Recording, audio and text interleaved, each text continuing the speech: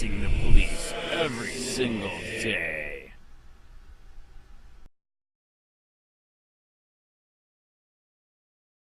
Watch, cops mistake man's diabetic shock as resisting, savagely beat him for being unable to comply.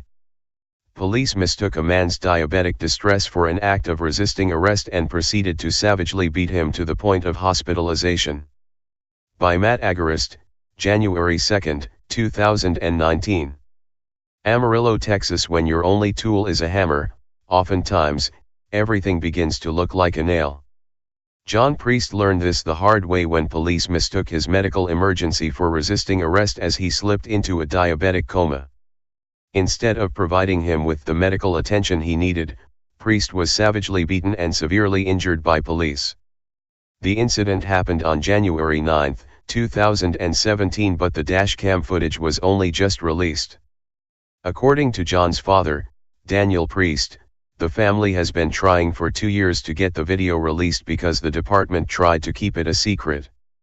According to Daniel, the video shows what amounts to an unwarranted, violent, physical assault perpetrated by 2 Amarillo police officers on my son John Priest, while he was incapacitated and in critical medical danger brought on by a diabetic low blood sugar state.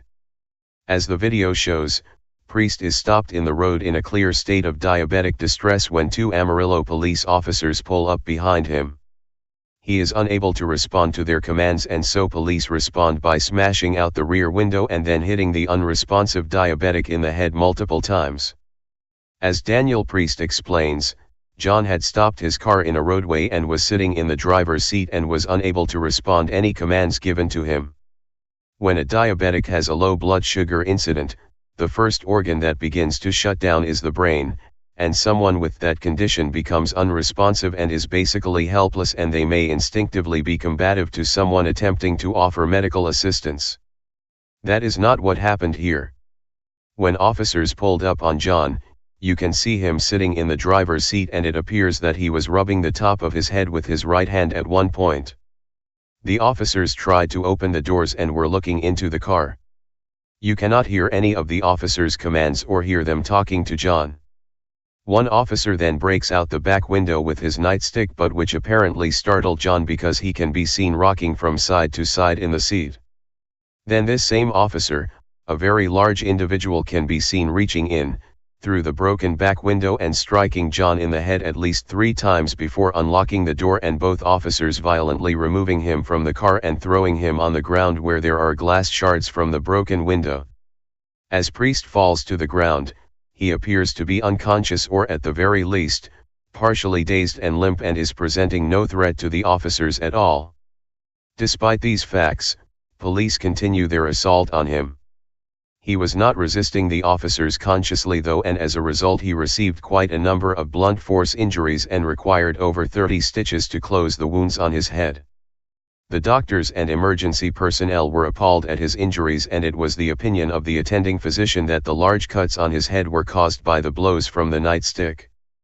Because police beat him so badly, John had to be hospitalized, which ended up saving his life. Had he been arrested and brought to jail, police would have likely ignored his medical distress further and he may have died. However, when he was brought to the hospital, staff recognized his distress and found that his blood sugar was at a dangerous 27 mg/dl, and they saved his life. Daniel Priest is now planning to bring his case to the Texas Rangers and attempt to get the officer who savagely beat his son for no reason held accountable. According to Daniel, an internal investigation by the Amarillo PD found that neither of the officers had done anything wrong. Neither of the officers were disciplined and they currently remain on active duty. The Priests are also seeking to file a civil lawsuit as well, which they are likely to win. Sadly, cops mistaking medical problems for criminal behavior is an unfortunately common scenario. As TFTP previously reported, like Priest, Carl Liedholm was in diabetic medical distress and needed help when he was targeted by 5 police officers. However, his innocence and the fact that he needed help was of no consequence to the officers who mistook low blood sugar for a criminal act. Like Priest, Liedholm was savagely beaten.